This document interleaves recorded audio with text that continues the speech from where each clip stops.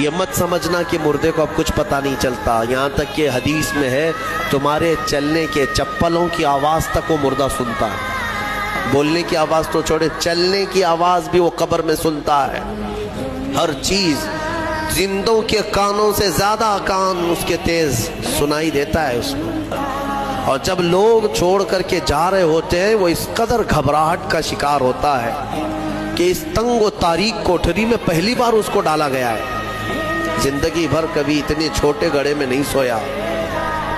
ہاں، اب حضور پاک صلی اللہ علیہ وسلم نے فرمایا ہے، رشتہ داروں کو بھی کہا ہے کہ دفنانے کے بعد تھوڑی دیر بیٹھ جاؤ قبر کے پاس کہ اس کی گھبراہٹ کم ہو۔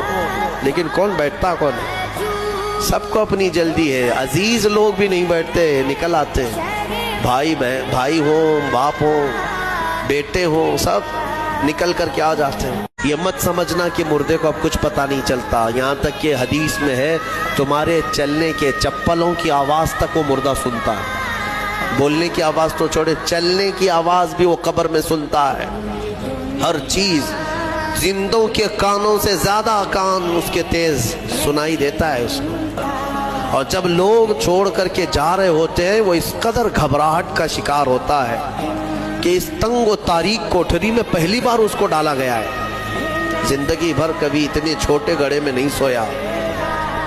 ہاں، اب حضور پاک صلی اللہ علیہ وسلم نے فرمایا ہے، رشتہ داروں کو بھی کہا ہے کہ دفنانے کے بعد تھوڑی دیر بیٹھ جاؤ قبر کے پاس کہ اس کی گھبراہٹ کم ہو۔